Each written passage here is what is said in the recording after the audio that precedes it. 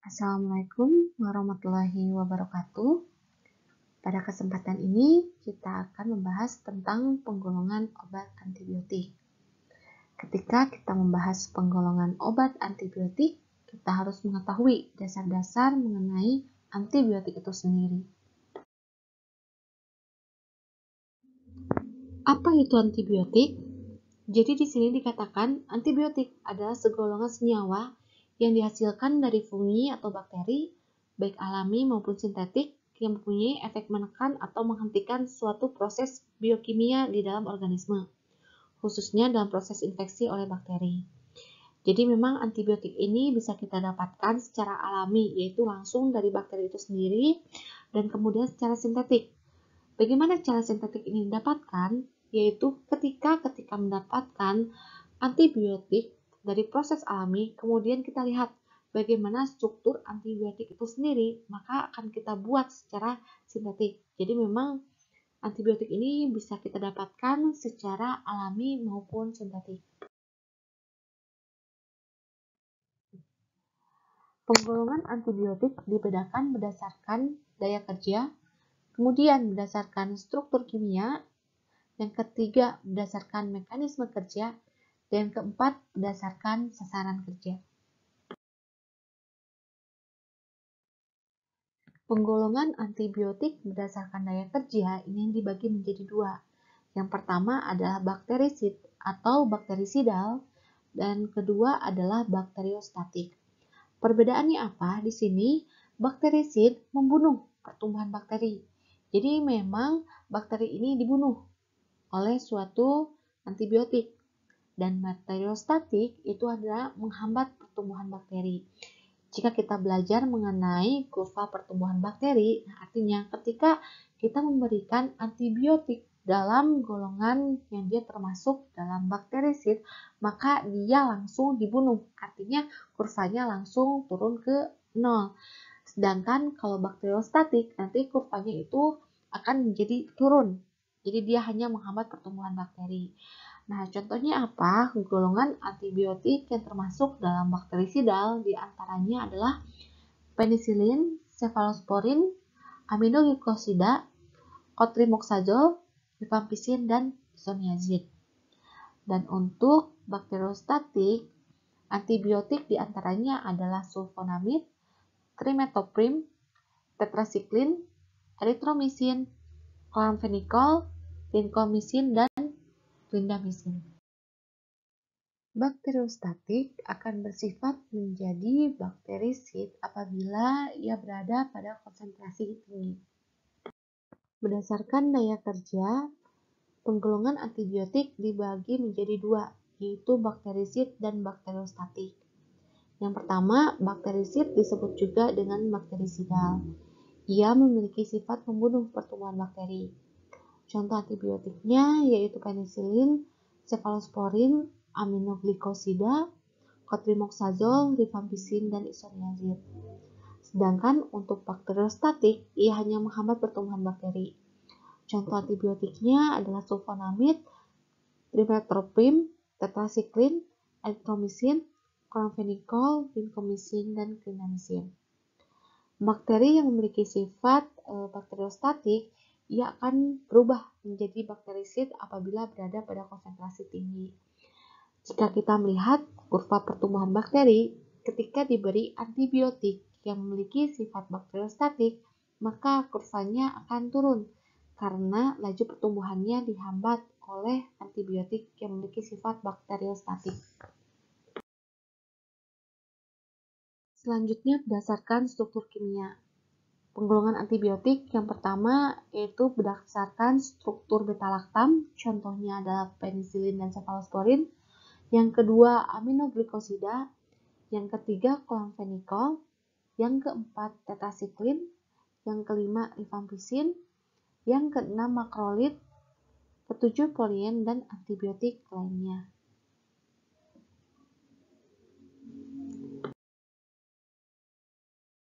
Yang ketiga adalah penggolongan antibiotik berdasarkan mekanisme kerja. Di sini akan kita bahas satu-satu bagaimana antibiotik itu sendiri bisa mengganggu pertumbuhan bakteri atau membunuh bakteri. Yang pertama adalah metabolisme asam folat. Nah, jadi untuk metabolisme asam folat ini contohnya adalah antibiotik trimethoprim dan sulfonamid. Nah, cara kerjanya seperti apa? Jadi, dengan mekanisme kerja ini diperoleh efek bakteriostatik. Bakteri membutuhkan asam folat untuk kelangsungan hidupnya. Berbeda dengan mamalia yang mendapatkan asam folat dari luar. Bakteri ini harus mensintesis sendiri asam folatnya atau disebut dengan PABA untuk kebutuhan hidupnya. Sehingga jika asam folat ini diganggu, otomatis pertumbuhan bakteri juga akan terganggu. Kemudian yang kedua adalah sintesis dinding sel bakteri. Contohnya adalah sikoserin, vancomycin, bacitracin, fosfomycin, penisilin, cephalosporin, monobactam, dan carbapenem.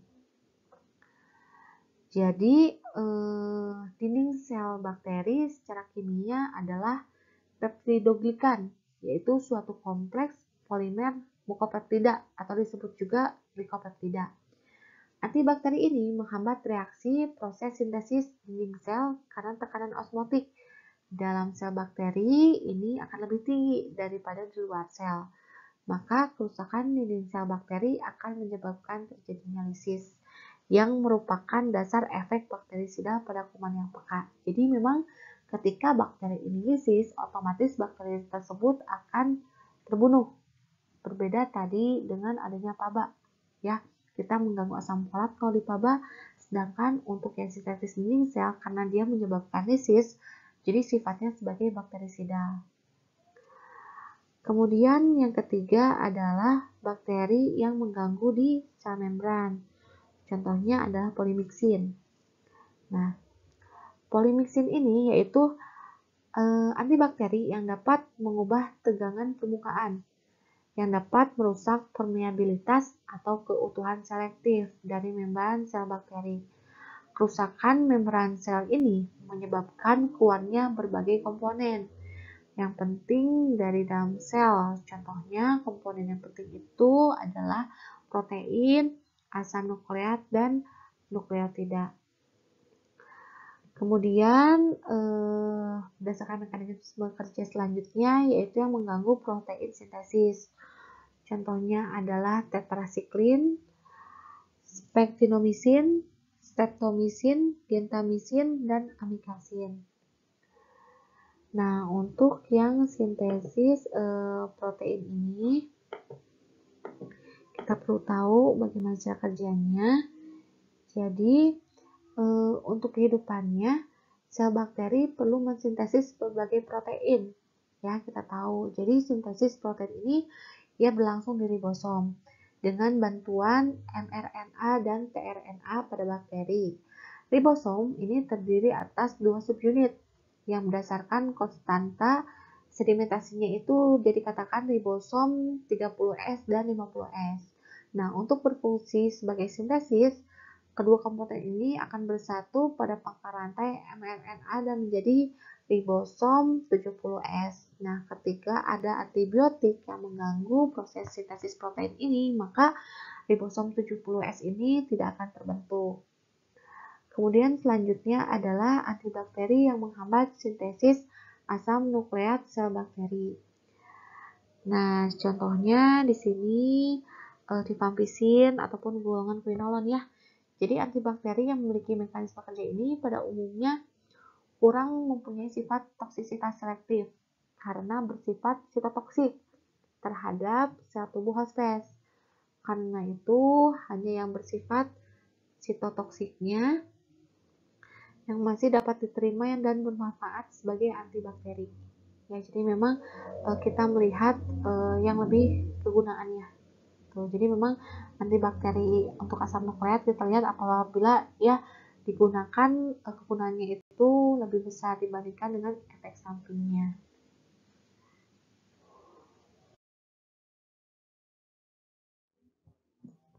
Kemudian berdasarkan sasaran kerja dibedakan menjadi dua, yaitu spektrum sempit dan spektrum luas. Di dikatakan sebagai spektrum sempit atau narrow spectrum. Ini jika hanya efektif melawan bakteri dalam jumlah yang terbatas atau satu golongan.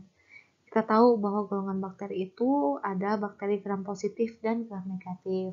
Nah, dikatakan spektrum sempit jika dia dapat membunuh hanya salah satu gram negatif atau gram positif. Contohnya adalah penisilin G dan streptomycin. Sedangkan untuk spektrum luas atau broad spectrum, jika efektif melawan beberapa jenis atau golongan bakteri. Nah, untuk yang spektrum luas, ia bisa membunuh bakteri gram positif dan gram negatif. Contoh antibiotiknya adalah tetrasiklin dan chloramphenicol. Kita tadi telah membahas penggolongan antibiotik itu sendiri, dan sekarang kita akan membahas mengenai efek samping secara umum ataupun khusus dari macam-macam antibiotik.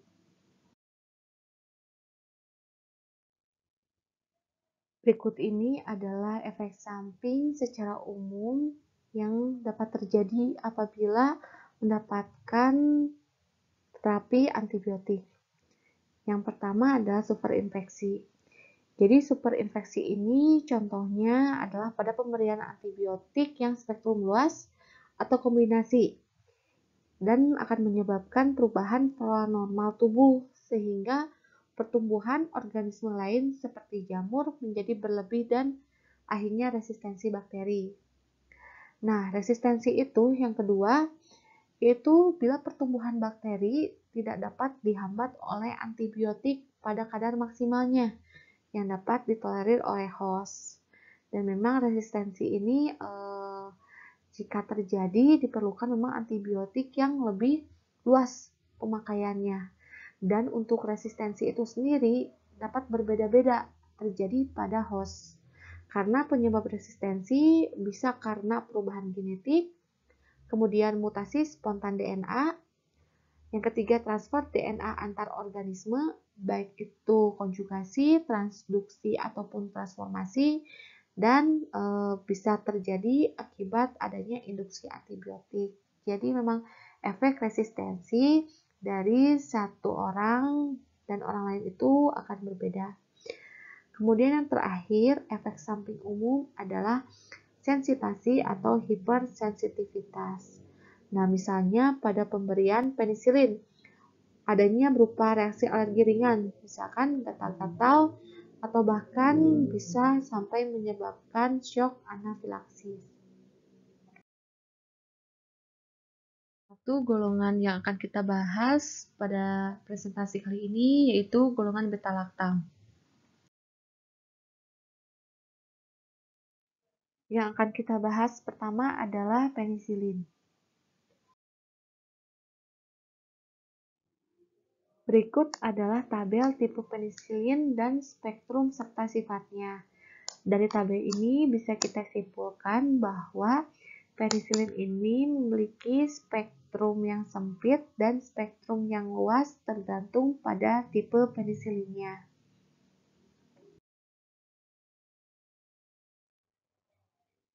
Penisilin G biasanya digunakan secara parenteral dan efektif terhadap gram positif serta spiroceta, serta beberapa gram negatif, contohnya adalah gonococcus yang tidak menghasilkan penisilinase. Jika suatu bakteri menghasilkan pelisinase, otomatis penisilin ini tidak akan bekerja terhadap bakteri tersebut. Penisilin G juga ia mudah rusak dalam asam atau dalam pH 2 dan dalam dosis oral dia 4-5 kali penggunaan dan dia lebih besar dosisnya dibandingkan dengan dosis secara parenteral atau IM, disebut juga intramuskular. Untuk penisilin V, ia tersedia dalam bentuk garam kalsium. Ada sediaan tablet dan sediaan sirup. Memiliki spektrum yang sama dengan penisilin G dan relatif tahan terhadap asam. Tapi 30% pecah di saluran cerna bagian atas sehingga tidak sempat diabsorpsi. Ampicillin terdapat dalam sediaan oral ataupun suntikan. Contohnya untuk oral yaitu tablet, kapsul, bubuk suspensi, dan sirup. Dosis yang digunakan tergantung beratnya penyakit, fungsi ginjal, dan umur pasien. Memang rata-rata untuk obat baiknya disesuaikan dengan umur pasien. Kemudian spektrum ampicillin ini termasuk dalam spektrum luas. Namun aktivitas terhadap gram positif ini lebih kecil dibandingkan dengan penisilin G. Dan semua dirusak oleh beta laktamase.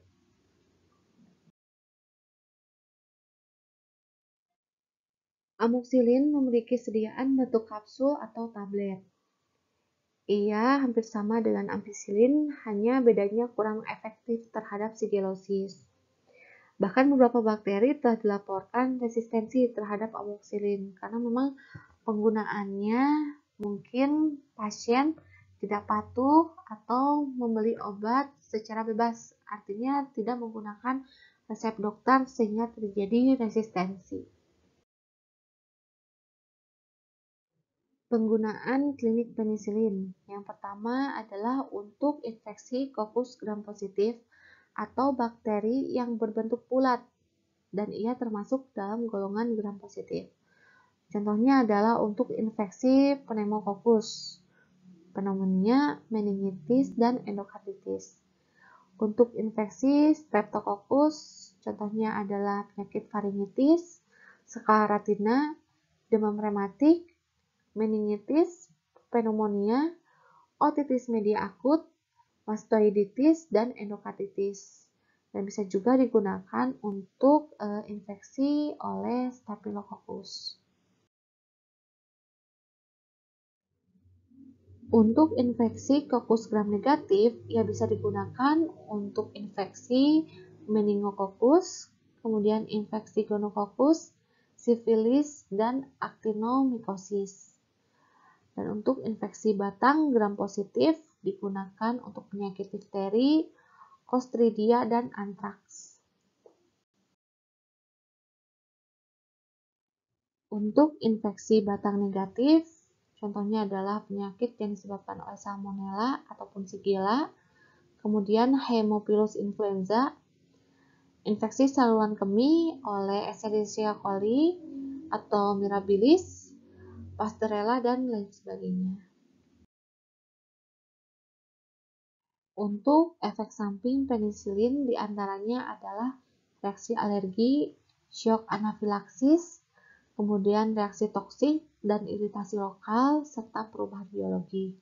Jadi memang biasanya jika di rumah sakit ya, terutama jika akan dirawat ataupun pemberian antibiotik, awalnya akan dilakukan dulu skin test. Apakah pasien tersebut memiliki alergi terhadap antibiotik yang didapatkan. Selanjutnya adalah cefalosporin, masih dengan antibiotik yang memiliki cincin beta-laktam. Berikut ini adalah tabel tipe cefalosporin dan spektrum. Kita lihat di sini untuk cefalosporin banyak yang memiliki aktivitas terhadap gram negatif dan biasanya memang gram negatif ini dia lebih patogen dibandingkan dengan gram positif.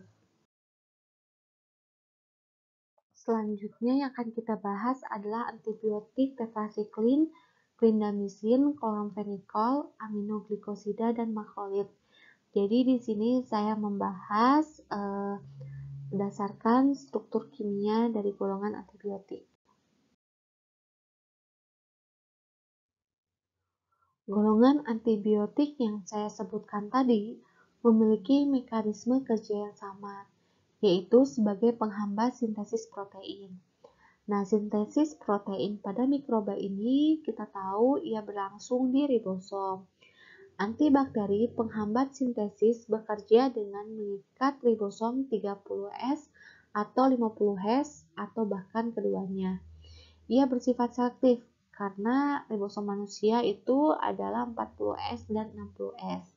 Nah, ia bisa dibedakan menjadi bakterisida dan bakteriostatik. Nah, di sini dikatakan aminoglikosida ia bersifat bakterisidal, sedangkan tetrasiklin, chloramphenicol, dan clindamycin ia memiliki sifat bakteriostatik. Untuk aminoglikosida, dia memiliki sifat spektrum luas dan bakterisidal. Kemudian toksisitasnya besar dan indeks terapinya sempit. Artinya ketika kita mendengar suatu obat dengan indeks terapi sempit, hati-hati dalam penggunaannya. Karena batas antara ia memiliki efek terapi dan efek toksiknya itu sangat berdekatan. Jadi ketika kita menambah dosis sedikit lebih besar dibandingkan dengan dosis terapinya, ia bisa menimbulkan toksisitas. Nah, aminoglikosida ini hanya digunakan untuk infeksi yang berat, yang belum diketahui penyebabnya, atau infeksi karena gram negatif saja. Karena kita tahu gram negatif ini dia memiliki sifat yang lebih patogen dibandingkan dengan gram positif. Ia memiliki sifat tidak bisa diabsorpsi dalam saluran gastrointestinal, sehingga pemberiannya dilakukan melalui injeksi saja.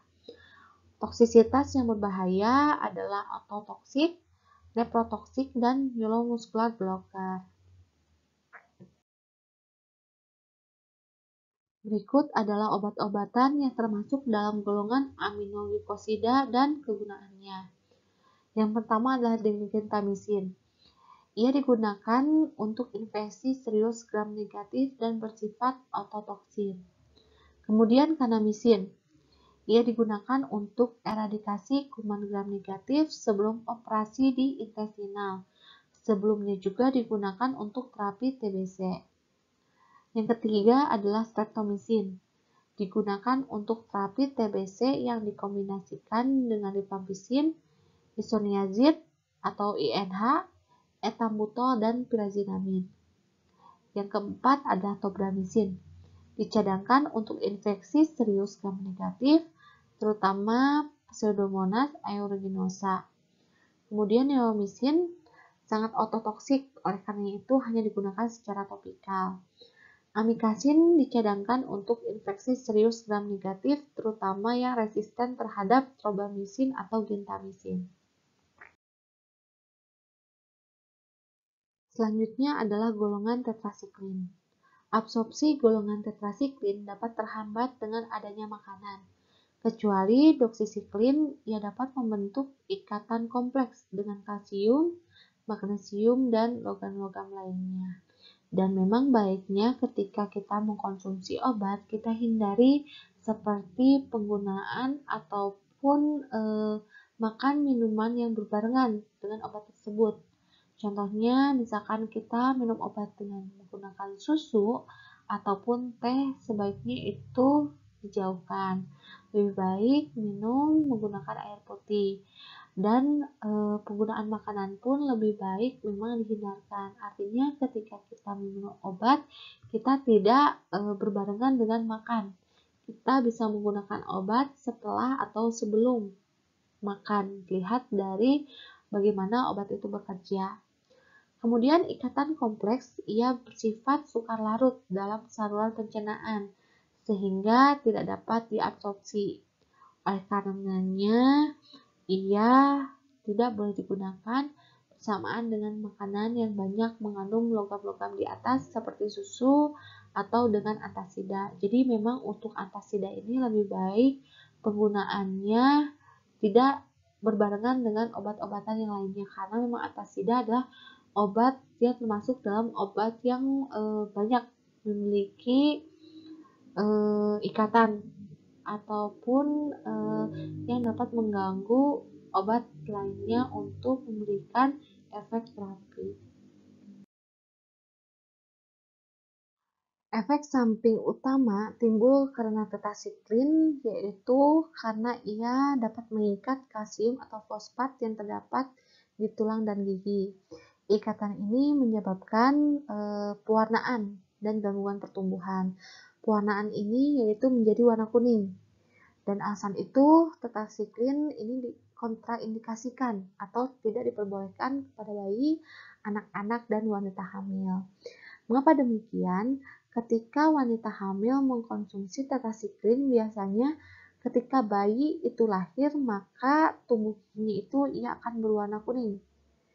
Tetrasiklin yang banyak digunakan adalah tetrasiklin, minosiklin, klortetrasiklin, oksitetrasiklin, dameglosiklin, dan doxycycline. Jadi memang untuk penggunaan antibiotik sebaiknya selalu kita konsultasikan kepada dokter, karena memang ada beberapa antibiotik atau semua antibiotik ya, ini digunakan harus dengan resep dokter. Tidak boleh kita inisiatif sendiri untuk membeli antibiotik untuk menghindari adanya kejadian resistensi ataupun efek samping dari antibiotik.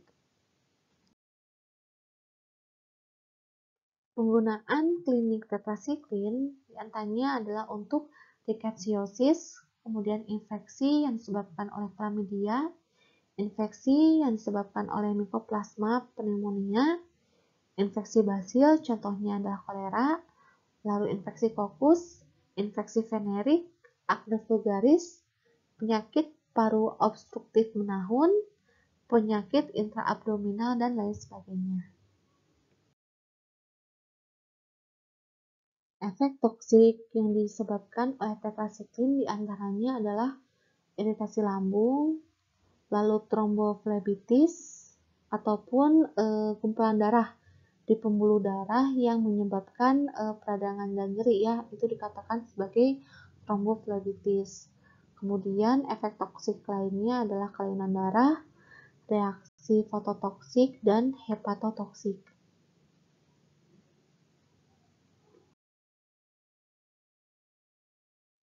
Yang ketiga adalah golongan makrolida. Ia mudah diabsorpsi dengan pemberian melalui peroral, namun penyerapannya dipengaruhi oleh makanan. Ia dapat diekspresikan melalui empedu dan feses.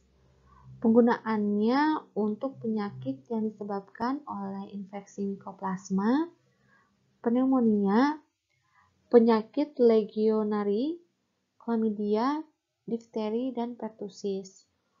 Contoh obat dari golongan makrolid yaitu aditromisin, roksitromisin, azitromisin, klaritromisin, dan spiramisin.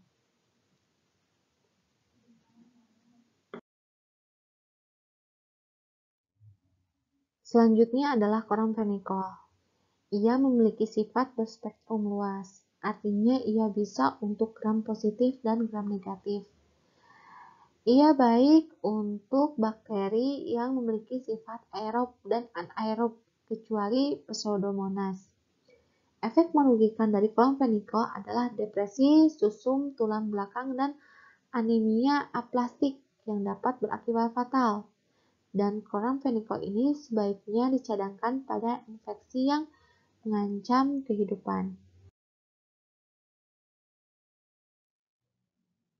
Chloramphenicol ini dapat menyebabkan baby green syndrome. Berbeda dengan tetrasiklin ya. Kalau tetrasiklin tadi bisa menyebabkan gigi kuning. Dan sedangkan chloramphenicol ini yaitu menyebabkan baby green syndrome atau komplikasi kesehatan yang terjadi pada bayi baru lahir atau prematur akibat overdosis antibiotik chloramphenicol yang diberikan kepada bayi atau ibu. Jadi memang untuk penggunaan chloramphenicol pada ibu hamil dan bayi itu dikontraindikasikan. Hambatan metabolisme menyebabkan kadar obat meningkat dan terakumulasi, menyebabkan distensi, mual, cyanosis, dan gangguan pernapasan. Karenanya itu dia tidak boleh diberikan kepada bayi. Untuk indikasi chloramphenicol digunakan pada demam tifoid dan penyakit meningitis purulenta. Tadi telah kita ketahui berbagai macam antibiotik mulai indikasi, kontraindikasi, dan efek sampingnya. Nah, untuk terapi antibiotik ini tidak semua berhasil, namun ada beberapa kegagalan dari terapi antibiotik itu sendiri. Penyebabnya diantaranya yang pertama adalah dosis yang kurang, dipengaruhi tempat infeksi, contohnya adalah meninges paru-paru. Kemudian lama terapi yang kurang, contohnya adalah TBC selama minimal 6 bulan. Kalau kita menggunakan misalkan hanya 1 ataupun 2 bulan saja, maka terapi antibiotik ini akan menyebabkan kegagalan. Kemudian adanya faktor mekanis seperti abses, jaringan nekrotik, dia akan membantu pengurangan kadar antibiotik di dalam tubuh sehingga penyebab terjadi kegagalan antibiotik. Lalu yang keempat, misalkan salah menetapkan etiologi. Lalu yang kelima, adanya faktor farmakokinetik, yaitu kemampuan mencapai tempat infeksi, contohnya adalah otak dan prostat. Karena memang misalkan antara suatu individu dengan individu lain memiliki sistem farmakokinetik yang beda, otomatis ketika diberikan obat antibiotik, maka proses penyampaiannya pun akan berbeda pula. Selanjutnya adalah salah menentukan pilihan antibiotik atau perlu adanya uji sensitivitas kuman. Jadi bisa saja antibiotik tersebut ya sudah resistensi, diperlukan antibiotik dengan dosis lebih tinggi atau golongan lain. Nah, maka harus dilakukan uji sensitivitas kuman. Lalu adanya faktor pasien, contohnya adalah imunodefisiensi dan lain sebagainya. Nah, untuk kita sebagai tenaga kesehatan, baiknya penggunaan antibiotik ini kita gunakan secara cermat. Maksudnya apa? Jadi secara cermat ini jangan menggunakan antibiotik sekedar keinginan saja. Jadi meskipun kita tahu kita biasa menggunakan antibiotik itu, baiknya kita konsultasikan ke dokter. Antibiotik apa yang tepat untuk kita. Karena ketika kita menggunakan terus-menerus antibiotik, maka akan terjadi resistensi pada tubuh kita. Apa jika resistensi telah terjadi? Yang pertama, kita bisa membutuhkan dosis yang lebih besar. Kemudian juga kita bisa mengganti golongan obat yang memang spektrumnya lebih luas. Nah, jika sudah tidak ada antibiotik yang bisa membunuh kuman di dalam tubuh kita akan bingung nanti obat apa yang bisa kita gunakan ketika kita terinfeksi oleh suatu bakteri. Demikian sharing penggolongan antibiotik dari saya. Semoga apa yang saya sampaikan dapat bermanfaat. Terima kasih. Wassalamualaikum warahmatullahi wabarakatuh.